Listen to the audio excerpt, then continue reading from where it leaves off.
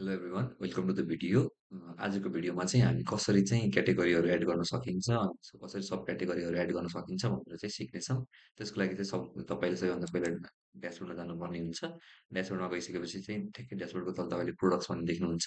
Products भित्र चाहिँ तपाईँले एड स्ल्यास भ्यू प्रोडक्ट अनि क्याटेगोरी भन्ने देख्नुहुन्छ। अनि क्याटेगोरीमा क्लिक गर्नुपर्ने हुन्छ। अनि क्याटेगोरीमा क्लिक गरेपछि चाहिँ तपाईँको यता नयाँ स्टोर हो भने चाहिँ डिफल्ट क्याटेगोरीहरू चाहिँ देखिन्छ। अनि त्यसपछि चाहिँ तपाईँले चाहिँ त्यो डिफल्ट क्याटेगोरीहरू चाहिँ यसरी सबै सिलेक्ट गरेर चाहिँ डिलिट पर्मानेन्टली गरिदियो भने अनि सबमिट गरिदियो भने चाहिँ सबै कुरा डिलिट हुन्छ। अहिले चाहिँ हामी चाहिँ नयाँ क्याटेगोरी क्रिएट गर्छौँ। नयाँ क्याटेगोरी क्रिएट गर्नको लागि चाहिँ यता क्रिएट क्याटेगोरी भनेर बटन छ, यो बटनमा क्लिक गर्छौँ र क्याटेगोरीको नाम राख्छौँ। हामी चाहिँ मानौँ मैले क्लोदिङ वान भनेर क्याटेगोरीको नाम राखेँ। प्यारेन्ट क्याटेगोरी चाहिँ अहिले चाहिँ हामी यसलाई नै प्यारेन्ट क्याटेगोरी बनाऊँ र पछि चाहिँ सिक्छौँ चाइल्ड क्याटेगोरी कसरी बनाउने भनेर सिक्छौँ। यसलाई प्यारेन्ट बनाउनलाई चाहिँ ननमा राखिदिउँ। अनि फिचर्ड भनेको चाहिँ तपाईँले अगाडि फिचर गर्नुहुन्छ कि हुँदैन, फिचर भनेको चाहिँ यस्तो यसरी देखाउन चाहनुहुन्छ कि हुँदैन भनेर हो। त्यो देखाउन चाहनुहुन्छ भने चाहिँ एस गरिदिनुहोस्। र देखाउन चाहनुहुन्न भने भन्दाखेरि चाहिँ नो नो गरिदिँदा भयो। अहिले चाहिँ हामी हुन्छ अहिले एकछिन चाहिँ हामी एस गरौँ। अनि त्यो पछि चाहिँ असाइन टु मेनु भनेको चाहिँ यो तपाईँले यता मेनुमा देखाउने कि नदेखाउने भनेर हो, यतातिर देखाउने कि नदेखाउने भनेर हो। त्यसमा पनि हामी अहिले एस गरिदिन्छौँ। अनि तपाईँले चाहिँ थम्बनेल राख्नुपर्ने हुन्छ त्यसको लागि चाहिँ। अनि चाहिँ हामी यो प्रोडक्टको थम्बनेल राखिदिन्छौँ। त्यस्तो गरेर अनि सिलेक्ट सेक्सन, अब यो सेक्सन भनेको चाहिँ तपाईँले चाहिँ कुन सेक्सनमा चाहिँ यो क्याटेगोरीको प्रोडक्टहरू चाहिँ कुन सेक्सनमा डिस्प्ले गर्न चाहनुहुन्छ भनेर चाहिँ हो। त्यसको लागि हामी छुट्टै भिडियो बनाउनेछौँ। अहिले चाहिँ हामी नन नै राखौँ, त्यसपछि सेभ गरौँ। त्यस्तो गरेपछि चाहिँ यतातिर चाहिँ तपाईँको अरू क्याटेगोरी बन्छ। अरू क्याटेगोरी चाहिँ यसरी अल चारवटा क्याटेगोरी एउटा उसमा रोमा भएको कारणले अर्को चाहिँ उमा गयो क्लोदिङ वान हामीले बनाएको भर्खर बनाएको चाहिँ यसरी आउँछ। अनि यता पनि आयो क्लोदिङ वान भनेर यता पनि आयो। अब चाहिँ हामीले अब यो ड्रप डाउन चाहिँ कसरी हुन्छ र लाइक हुन्छ नि चाइल्ड क्याटेगोरी कसरी क्रिएट हुन्छ भनेर पनि हामी सिक्छौँ। क्याटेगोरिजमा जान्छौँ।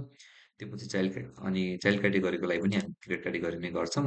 र अब मानौँ वुमन्स वेयर यो भनेर चाहिँ एउटा नाम क्याटेगोरी क्रिएट गऱ्यौँ। र अब चाइल्ड क्याटेगोरी बनाउनु छ भनेपछि चाहिँ त्यसको चाहिँ प्यारेन्ट क्याटेगोरी को हो भनेर चाहिँ तपाईँले यता गर्नुपर्ने हुन्छ। अहिले हामीले भर्खर क्रिएट गरेको चाहिँ क्लोदिङ वान भन्ने छ। यसलाई चाहिँ हामी प्यारेन्ट क्याटेगोरी बनाइदियो भने चाहिँ यो वुमन्स वेयर भन्ने चाहिँ अटोमेटिकली चाइल्ड क्याटेगोरी बन्छ।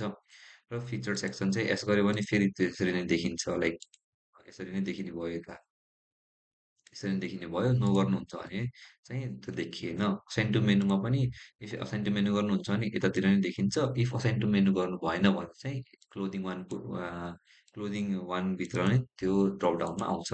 जस्तै हामी असाइन टु मेनु नगरिकन जाऊँ।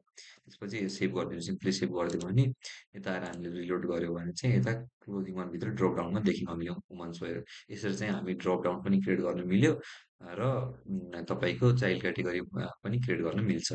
अनि इफ तपाईँले यही कुरालाई चाहिँ यही वुमन्स वेयर क्याटेगोरीलाई चाहिँ असाइन टु मेनुमा एस गर्नुभएको भए चाहिँ यो चाहिँ यसरी डिस्प्ले हुन्थ्यो यता। यो भित्र यो भित्र पनि डिस्प्ले हुन्थ्यो र यहाँ वुमन्स वेयर भनेर अलग्गै पनि आउँथ्यो, यसरी हुन्थ्यो।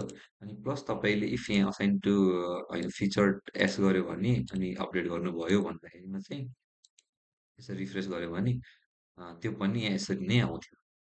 अनि यसमा हामीले इमेज राखेको छैनौँ थम्बनेलमा, त्यसैले चाहिँ यो यस्तो आएको हो।